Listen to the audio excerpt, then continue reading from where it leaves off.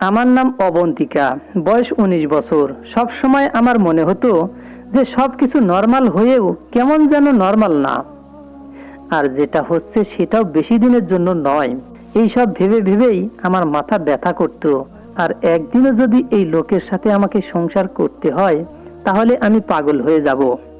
কখনো কখনো মনে হতো আমারই মাথা খারাপ, আবার কখনো কখনো মনে হতো আমি না, আমার স্বামীই পাগল। আমি বুঝে উঠতে পারছি না যে আমাদের দুজনের মধ্যে কে পাগল। সামান্য এক নারকেল তেল আমার জীবনকে অতিষ্ঠ করে রেখেছে। কেউ ভাবতেও পারবে না যে একটা ছোট্ট সাধারণ নারকেল তেল আমার জীবন কিভাবে দুর্বিষহ করে তুলেছে। প্রতিদিন আমার স্বামী কার্তিক এক শিশি নারকেল তেল এনে সেটাকে এমন ভাবে আগলে রাখতো যেন সেটা কোনো অমৃত। ও প্রতি 10 মিনিট অন্তর অন্তর তেলের শিশিটা দেখে যেত সেটা ঠিক আছে কিনা, বা কেউ নিয়ে যায়নি তো। কখনো সেটাকে চুপিসারের লকারে লুকিয়ে রাখতো, আবার কখনো সুটকেসে যত্ন করে রেখে দিত, আবার কখনো কখনো রান্নাঘরে কৌটার মধ্যে লুকিয়ে রাখতো। কি এমন দামি এই তেল যার জন্য কার্তিক এত পাগল? আর ও নারকেল তেলের এত খেয়াল রাখতো যে বিয়ের সময়ও তেলের শিশিটা ওর পাঞ্জাবির পকেটে ছিল। বাসর রাতেও ও আমার সাথে দুই এক কথা বলেই তেলের শিশিটা নিয়ে বাথরুমে ঢুকে গেল। 2 ঘন্টা কেটে যাওয়ার পরেও ও বাথরুম থেকে বের হয়নি। বসে থাকতে থাকতে আমি কখন যেন ঘুমিয়ে পড়ি। সকালে ঘুম ভাঙলে দেখলাম কার্তিক বিছানায় নেই। বাথরুমের আওয়াজ শুনে অবাক হয়ে ভাবতে লাগলাম, সারা রাত কি ও বাথরুমেই ছিল? কিছুক্ষণ পরে ও যখন বাথরুম থেকে বের হলো তখন ওর হাতে ওই তেলের শিশিটা ছিল।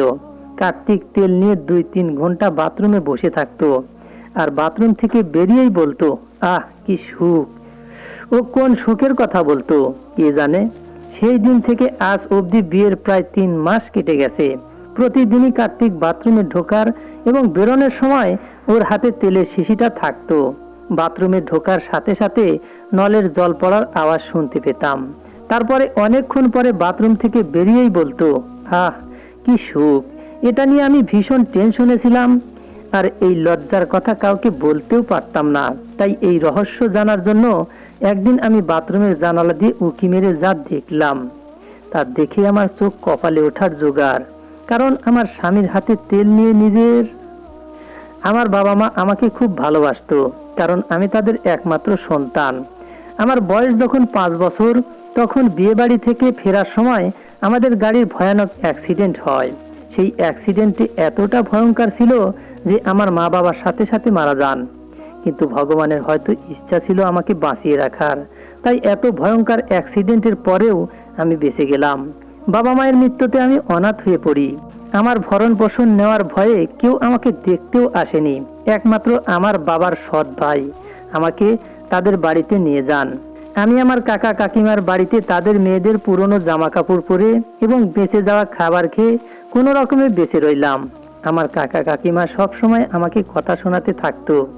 এরপর যখন আমি যুবতী হলাম তখন আমার কাকা কাকিমা আমাকে তাদের ঘর থেকে নামানোর জন্য তাড়াতাড়ি বিয়ে দিয়ে দেন। বিয়ের পরে বিদায়ের সময় কাকিমা আমাকে বললেন যে এরপরে শ্বশুর বাড়িতেই থাকবি, এখানে আসার কোনো দরকার নেই। যাই হোক না কেন চুপ করে পড়ে থাকবি, ডিভোর্স নিয়ে আবার আমার ঘরে বোঝা হয়ে আসবি না। আমি মনে মনে ভাবলাম, কাকিমা কত জঘন্য মানসিকতার মানুষ। এখনো আমার বিদায় অবধি হয়নি আর তিনি ডিভোর্স অবধি পৌঁছে গেছেন। তাহলে ছেলের কি কোনো দোষ আছে, নাকি ওদের বাড়ির লোকজন খুব খারাপ? এখন আমি বুঝতে পেরেছি কেন কাকিমা ওই কথাগুলো সেই সময় আমাকে বলেছিল, যে ছেলের বাসর রাতেই বউয়ের সাথে সম্পর্ক স্থাপন না করে সারা রাত বাথরুমে বসে থাকে। তার মাথার কি অবস্থা। লজ্জার কারণে এই প্রশ্ন আমি কার্তিককে করতেও পারছি না, কারণ নতুন বউয়ের মুখে এই সব প্রশ্ন শোভা পায় না। আর হতেও তো পারে আমার স্বামী অনেক রাতে এসে ঘুমিয়েছিল, তারপরে আবার খুব সকালে উঠে স্নান করতে বাথরুমে গেছে। এই কথা ভেবেই আমি নিজের মনকে সান্ত্বনা দিলাম, কিন্তু এই সান্ত্বনা আমার কোনো কাজেই আসলো না, কারণ কার্তিক প্রতিদিনই এই অদ্ভুত কাজটি করত। বিয়ের 1 মাস হতে না হতেই আমার শাশুড়ি নাতি নাতনির কথা বলতে শুরু করলেন, কিন্তু তিনি এটা জানতেন না যে এই 1 মাসে তার ছেলে একটা দিনের জন্যও আমাকে স্পর্শ করেনি। কিন্তু লজ্জার কারণে এই কথা কাউকে বলতেও পারছি না। 1 মাস পর আমি কাকা কাকিমার সাথে দেখা করতে তাদের বাড়িতে গেলাম। কাকিমা আমাকে দেখেই আটকে উঠলেন। এরপরে তিনি আমাকে জিজ্ঞাসা করলেন, তুই ওই বাড়ি থেকে ডিভোর্স নিয়ে চলে আসিসনি তো? কাকিমার প্রশ্নে হতবাক হয়ে তার দিকে তাকিয়ে রইলাম। তিনি এই একই কথা আমার বিয়ের দিনেও বলেছিলেন। 1 মাস পর দেখা করতে এসেছি, তবুও তিনি এমন অদ্ভুত কথা বলছেন কেন? আমি কাকিমাকে বললাম, না, আমি শুধু এখানে আপনাদেরকে দেখতে এসেছি। এরপরে আমি মন খারাপ করে সেখান থেকে বাড়ি ফিরে দেখি আমার স্বামী কার্তিক নারকেল তেল নিয়ে বাথরুমে যাচ্ছে। মাঝে মাঝে ভাবি নিজের রাগকে কন্ট্রোল করে চুপ করে থাকবো আর এটাকেই আমার কপাল ভেবে নেব। কিন্তু পরের মুহূর্তেই ভাবলাম, কেন আমি চুপ করে থাকবো, বরং আমার স্বামীর পুরো সত্যটা সবার সামনে তুলে ধরবো। কিন্তু বাস্তবে দুঃখ পাওয়া ছাড়া কিছুই করতে পারছি না, কারণ বাথরুমে সে তেল দিয়ে কি করে কিভাবে জানবো। তাই এখন আমি নিজেকে ঘরের কাজে ব্যস্ত রাখতে শুরু করলাম। এখন জামা কাপড় ধোয়া, রান্নাবান্না এবং ঘর কন্যার দিকে সমস্ত মনোযোগ দিলাম। আমি কাকার বাড়িতেও কাজের লোক ছিলাম, আর স্বামীর ঘরে আসার পরেও কাজের মেয়েই হয়ে আছি। তাই মনে মনে ভাবলাম কার্তিকের সাথে কথা বলতে হবে। কতদিন আর এভাবে চুপ করে থাকবো? একদিন ইশারায় ওকে বুঝিয়ে দিলাম যে তার মা নাতি নাতনির ডিমান্ড করছে। আমার ইশারায় বুঝেও ও যেন কারেন্টের শর্ট খেলো। তারপরে বলল, এটা কখনোই সম্ভব না, এটা তো এখন কোনো মতেই সম্ভব না। এই বলেই ঘর থেকে বেরিয়ে গেল। আমি মাথায় হাত দিয়ে বসে পড়লাম, কারণ আমি আগে থেকেই যেটা সন্দেহ করেছিলাম সেটাই ঠিক। আমার স্বামী নপুংসক, তাই তো সে প্রতি রাতে বাথরুমে ঢোকে, আমার ঘুমানোর অপেক্ষায় বসে থাকে। নইলে কোনো সাধারণ মানুষ নিজের বউকে এভাবে একলা বসিয়ে রেখে বাথরুমে সারা রাত কাটাতে পারে? কার্তিকের এই সত্যটা সবার সামনে প্রকাশ করতেই হবে, কেননা কোনো নপুংসক মানুষের সাথে আমি আমার পুরো জীবন কাটাতে পারবো না। তাই একদিন ভাবলাম আমি ঘুমের ভান করে শুয়ে থাকবো, তারপর দেখবো কার্তিক কি করে। তাই রাতে খাওয়ার পরে ঘরে গিয়ে কার্তিককে বললাম, আমার শরীরটা আজকে খারাপ লাগছে, খুব ঘুম ঘুম পাচ্ছে, তাই আমাকে ডাকবে না। আমার মুখে এই কথা শুনে কার্তিকের মুখে হালকা একটা হাসি ফুটে উঠল। কার্তিক সঙ্গে সঙ্গে আমাকে বলল, ঠিক আছে, যদি তোমার ভালো না লাগে তাহলে তুমি শুয়ে পড়ো, আমি তোমাকে ডিস্টার্ব করব না। এ কথা বলেই কার্তিক রুমের লাইট অফ করে বাইরে বেরিয়ে গেল। এটা তো সত্যি যে সারা দিন পরিশ্রম করার ফলে ক্লান্ত হয়ে থাকতাম, তাই বিছানায় শোয়ার সঙ্গে সঙ্গেই ঘুমিয়ে পড়তাম। কিন্তু আজ আমি জেগে থাকার জন্য আগে থেকেই প্ল্যান করে রেখেছিলাম। যেহেতু আমি ঘুমকে আটকাতে পারতাম না, তাই দিনের বেলা শাশুড়িকে বলেছিলাম, আমার শরীরটা ভালো লাগছে না, আমি একটু ঘুমাতে চাই। আমার শাশুড়ি ভাবলেন যে আমি প্রেগনেন্ট, তাই তিনি বললেন, হ্যাঁ হ্যাঁ ঠিক আছে, বাড়িতে কাজ অন্য কেউ করে নেবে, তুমি ঘুমাও। আমি দিনের বেলা ভালো করে ঘুমিয়ে নিয়েছি, যাতে রাতের বেলা জাগতে পারি। প্রায় 1 ঘন্টা পরে কার্তিক ঘরে এসে ভাবলো যে আমি গভীর ঘুমে ঘুমিয়ে আছি, তাই সে তেলের শিশিটা নিয়ে বাথরুমে ঢুকে গেল। বাথরুমে ঢুকে দরজা বন্ধ করার সাথে সাথে আমি উঠে পড়লাম। আমি নির্ভয়ে আছি, কারণ আমি জানি যে সে এখনই বাথরুম থেকে বের হবে না। আমি আস্তে আস্তে ঘর থেকে বেরিয়ে বাড়ির পিছন দিকে যেখানে বাথরুমের জানালা আছে সেখানে গেলাম। সেখানে গিয়ে দেখলাম জানালাটা অনেক উঁচুতে, আমি নাগাল পাবো না। তাই তাড়াতাড়ি করে ঘরে একটা চেয়ার আনতে গেলাম। তখন রাত প্রায় 12টা বাজে।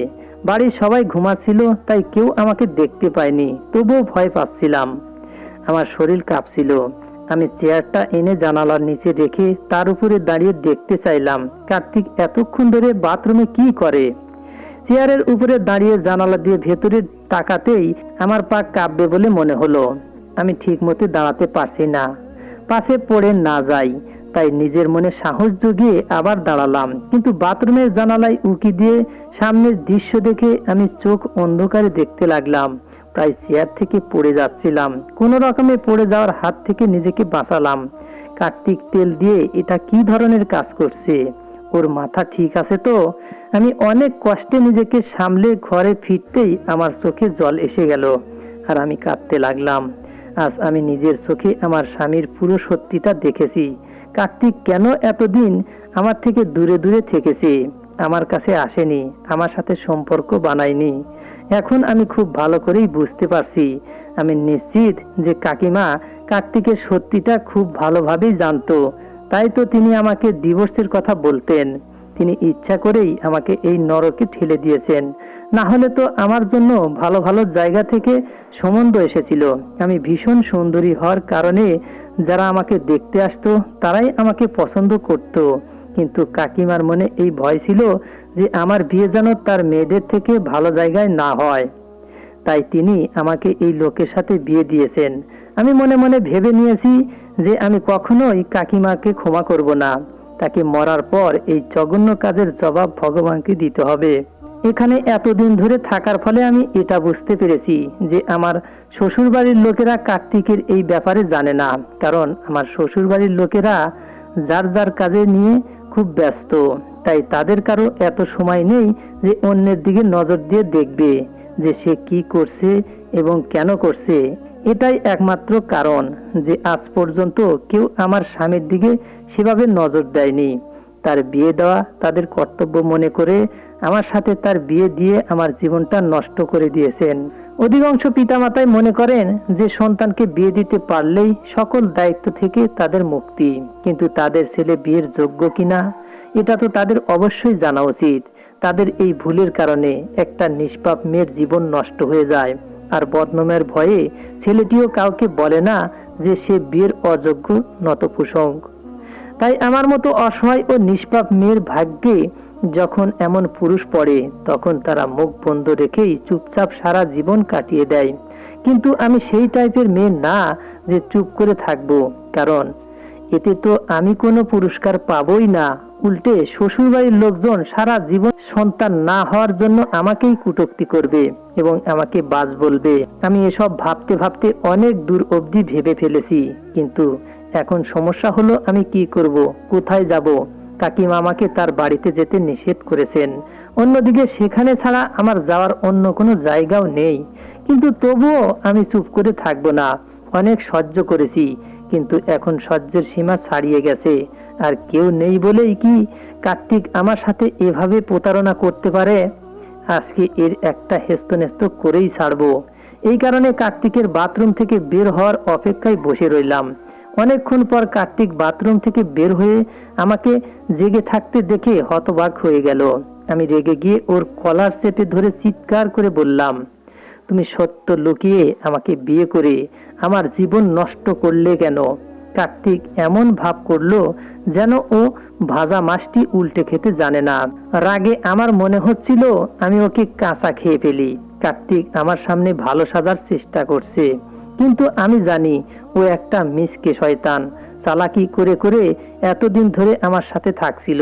আমার বোঝা উচিত ছিল যে কোনো একটা ব্যাপার তো নিশ্চয় আছে, যার কারণে সে আজ পর্যন্ত আমার কাছে আসেনি। সে নতপোষক, সেটা বলতে ভয় পেত, কারণ লোকে হাসি ঠাট্টা করবে, অপমান করবে। তাই সে বিয়ে করে সব দোষ স্ত্রীর উপর চাপাতে চেয়েছে।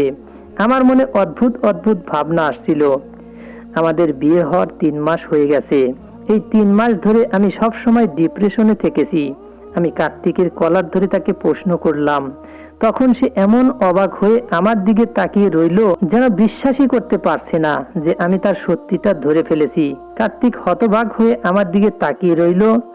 তার কাছ থেকে কোনো উত্তর না পেয়ে আমি আমার জিনিসপত্র গোছাতে শুরু করলাম।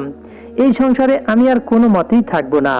আমি কার্তিককে বললাম, এমন জঘন্য কাজ করতে তোমার কি একটুও খারাপ লাগেনি? আমি তোমার মতো নতপ্রসঙ্গের সাথে এক মুহূর্তও থাকবো না। এই কারণেই তুমি এই ফালতু জিনিস নিয়ে বাথরুমে বসে থাকো। কার্তিক হতভম্ব হয়ে দাঁড়িয়ে দাঁড়িয়ে আমার সব কথা এমন চুপচাপ হয়ে শুনছে যেন সে বুঝতেই পারছে না যে আমি কি বলছি। আমি জিনিসপত্র প্যাক করে দরজার দিকে হাঁটতে লাগলাম।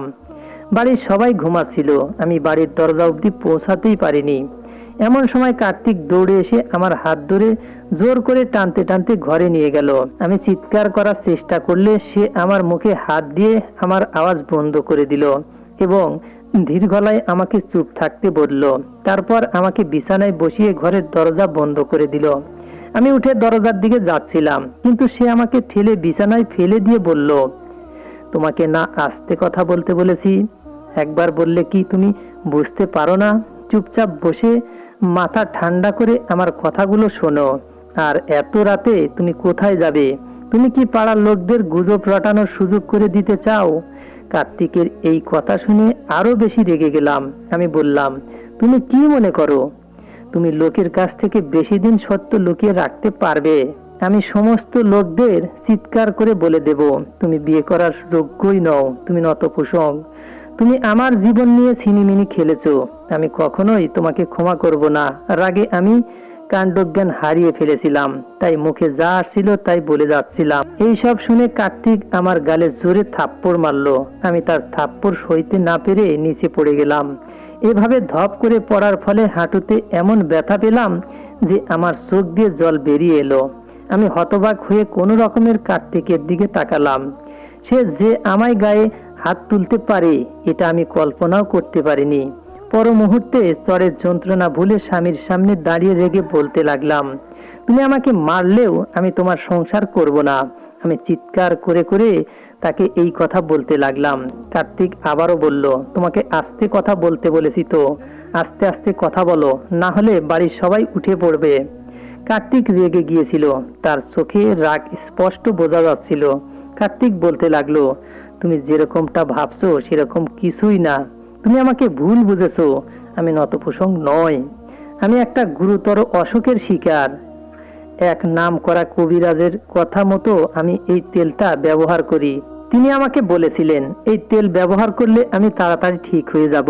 আগে আমি ভালোই ছিলাম, কিন্তু গত 6 মাস আগে আমার শরীরে ভয়ানক চুলকানি হয়। এই চুলকানি এমন ছিল যে এতে পয়জন হতো এবং এর থেকে বিচ্ছিরি গন্ধ বের হতো। আর এই গন্ধের কারণে আমার ধারে কেউ আসতেও চাইতো না। আমি অনেক নামকরা ডাক্তারকে দেখিয়েছি, দামি দামি ঔষধ খেয়েছি, অনলাইনে দেখে ঘরোয়া টোটকা ব্যবহার করেছি, কিন্তু এতে সাময়িক উপকার পাওয়া যেত, পার্মানেন্ট উপকার পাওয়া যাচ্ছিল না। ধীরে ধীরে এই রোগ বাড়তে লাগলো। বড় বড় ডাক্তারের সাথে পরামর্শ করে এটা বুঝলাম আমার রক্তের মধ্যেই এই ইনফেকশনের সংক্রমণ রয়েছে। কয়েক বছর আগে যখন আমি একবার অসুস্থ হই তখন আমার রক্তের দরকার পড়ে। ডাক্তারের পরামর্শে এক সংস্থার সাথে যোগাযোগ করলে তারা একজন লোককে পাঠায় আমাকে রক্ত দেওয়ার জন্য। সেই লোকের থেকে রক্ত নেওয়ার পর থেকেই আমি এই রোগের শিকার। ডাক্তারের বক্তব্য হলো এই লোকটির রক্তে আগে থেকেই এই ভয়ঙ্কর ইনফেকশন ছিল, তাই আমার রক্তেও সেই ইনফেকশন ছড়িয়ে পড়ে এবং আমার সমস্ত শরীরে অ্যালার্জি হয়। তারপর থেকে আমার অবস্থা এই। ডাক্তার আমাকে বলেছিল যে এই রোগটা ছোঁয়াচে, আপনি যদি কারো কাছে যান তবে তারও এই রোগ হবে। সেই কারণেই আমি তোমার থেকে দূরে দূরে থাকতাম, যাতে তোমারও এই রোগ না হয়। আমি নিজেও অনুভব করতে পারতাম এটা কোনো সাধারণ রোগ না, আর আমি চাইনি তোমারও এই রোগ হোক। সারা গায়ে নারকেল তেল লাগালে কয়েক ঘন্টার জন্য আরাম পেতাম। অনেক জায়গায় চিকিৎসা করালাম, কিন্তু রোগ ধীরে ধীরে বাড়তেই থাকলো। তারপরে একজন আমাকে এক বিখ্যাত কবিরাজের কথা বললে আমি তার কাছে যাই। তিনি ভালো করে চেক আপ করে আমাকে বললেন যে তিনি আমার এই অসুখ ঠিক করে দেবেন, কিন্তু আমাকে 6 মাস ধরে তার ওষুধ খেতে হবে। এদিকে কবিরাজ আমার চিকিৎসা শুরু করেছেন, আর অন্যদিকে আমার বাড়ির লোকেরা আমার বিয়ে নিয়ে ব্যস্ত হয়ে পড়ে, কারণ আমার এক দিদি লন্ডন থেকে এসেছে। এবার গেলে আর কয়েক বছর ওর পক্ষে লন্ডন থেকে আসা অসম্ভব। তাই দিদি বাড়িতে থাকতে থাকতেই বাবা মা আমার বিয়ে দিতে ব্যস্ত হয়ে পড়েন। আমি আমার বাবা মাকে অনেকবার বলেছি যে আমি এখনই বিয়ে করব না, কিন্তু কেউ আমার কথা না শুনে আমাকে না জানিয়েই বিয়ের দিন ঠিক করে ফেলে। যখন আমি কবিরাজকে সমস্ত কথা খুলে বললাম তখন কবিরাজ আমাকে বললেন, এখনই তোমার বিয়ে হওয়াটা ঠিক না, অসুখ সম্পূর্ণ ঠিক না হওয়া পর্যন্ত তোমার কারো কাছে যাওয়া ঠিক না। আমি আমার বাড়ির প্রত্যেকের সাথে দূরত্ব বজায় রেখে কথা বলতাম। যেহেতু বিয়ের দিন ঠিক হয়ে গেছে তাই কবিরাজ বললেন, যত দিন না সবকিছু ঠিক হচ্ছে তোমাকে তোমার স্ত্রী থেকে দূরত্ব বানিয়ে থাকতে হবে। কবিরাজের কথা শুনে আমি খুব টেনশনে পড়ে যাই, কিন্তু তিনি বললেন এছাড়া কোনো পথ নেই। আগে তোমাকে এই রোগ থেকে পুরোপুরি সুস্থ হতে হবে, তারপর সারা জীবন তো পড়েই আছে স্ত্রীর সঙ্গে জীবন কাটানোর জন্য। এদিকে কবিরাজের চিকিৎসার ফলে আমি আমার মধ্যে অনেক পার্থক্য অনুভব করতে পারছি। এখন আমি অনেকটা ভালো অনুভব করছি, তাই আমাকে কবিরাজের কথা শুনতে হয়েছে। ভেবেছিলাম বিয়ে করার পরে তোমাকে পুরো সত্যিটা কথাটা বলবো, কিন্তু কেন জানি না তোমাকে সত্যিটা বলার সাহস পেলাম না। আর এটাই ছিল আমার সবচেয়ে বড় ভুল। কবিরাজ আমাকে নারকেল তেলের সাথে কিছু ঔষধ মিশিয়ে দিয়েছিল, যেটা গায়ে মাখালে আমি খুব আরাম পেতাম। তাই তো আমি সব সময় ওই তেলের শিশিটার দিকে এত ধ্যান দিতাম। আমার সমস্যা বাইরে থেকে কেউ বুঝতে পারে না, কিন্তু ভিতরে ভিতরে এই সমস্যার কারণে আমি খুব টেনশনে থাকতাম। এই সত্যটা এতদিন তোমার কাছে লুকিয়ে রেখেছিলাম বলে তোমার কাছে আমি ক্ষমা প্রার্থী। আমি আমার স্বামীর কথা বিশ্বাস করলাম, কারণ তার চোখ থেকে অবিরাম অশ্রু ঝরছিল এবং তার মুখে আমি সত্যিটা স্পষ্ট দেখতে পাচ্ছিলাম। আমি কার্তিককে বললাম যে যদি তুমি আমাকে এই বিষয়টা আগে বলতে, তাহলে আমি গত 3 মাস ধরে এতটা টেনশনে ভুগতাম না। আমার মনে নানান রকমের প্রশ্ন আসতে শুরু করেছিল। আমি ছাড়া অন্য কেউ থাকলে সেও হয়তো তোমাকে নিয়ে একই রকমের চিন্তা ভাবনা করত। আমি ভেবেছিলাম যে তুমি আমার সাথে প্রতারণা করেছো, কিন্তু এখন আমি তোমার কাছে ক্ষমা প্রার্থী যে আমি বুঝতে না পেরে তোমার সাথে খুব খারাপ ব্যবহার করেছি।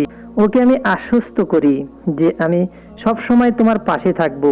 যতদিন পর্যন্ত না তুমি পুরোপুরি সুস্থ হয়ে যাও, ততদিন আমি তোমার যত্ন নেব। সেই দিন আর আজ আমি এক কার্তিক একে অপরের সাথে আছি এবং ঈশ্বরের অশেষ কৃপায় ধীরে ধীরে আমার স্বামীর রোগও পুরোপুরি ঠিক হয়ে গেছে। এখন কার্তিক পুরোপুরি সুস্থ। আমরা স্বামী স্ত্রী একে অপরের সাথে সুখেই ঘর সংসার করছি। মাঝে মাঝে আমরা সঠিক জিনিসটা না জেনে মনে মনে কিছু ভুল ধারণা করে ফেলি। এরকম ছোট ছোট ভুল বোঝাবুঝির কারণে সংসার অবধি ভেঙে যায়। আমাদের একে অপরকে বোঝার চেষ্টা করা উচিত, কিন্তু আমরা শুধু নিজের কথাই ভাবি। আমরা অন্যের মনের অবস্থা বুঝতে চেষ্টা করি না যে তার মনে কি চলছে। যদি তার মনের কষ্টটা বুঝতে পেরে আমরা তাকে সাহায্য করি, তাহলে তার সেই সমস্যা কাটিয়ে ওঠা আরো সহজ হয়ে যায়। আমি ভগবানের কাছে প্রার্থনা করব যে ভগবান যেন আমাদের সঠিক চিন্তা ভাবনা করার সাহস এবং শক্তি দেন এবং আমাদের সঠিক সিদ্ধান্ত নিতে সাহায্য করেন। এখন আমার 3 বছরের একটা মেয়ে আছে। আমাদের জীবন থেকে সমস্ত সমস্যা দূর হয়ে গেছে, কারণ কার্তিক এত ভালো স্বামী যে মাঝে মাঝে আমি আমার ভাগ্যকে বিশ্বাস করতে পারি না। এই সেই মানুষ যাকে আগে না বুঝেই আজে বাজে কথা বলেছিলাম এবং সন্দেহ করেছিলাম। এখন আমি আমার ফ্যামিলি নিয়ে খুব খুশি। বন্ধুরা, আমাদের এই গল্পটি যদি ভালো লেগে থাকে, লাইক, কমেন্ট, শেয়ার ও সাবস্ক্রাইব করে আমাদের পাশেই থাকবেন। ধন্যবাদ সবাইকে। ভালো থাকবেন।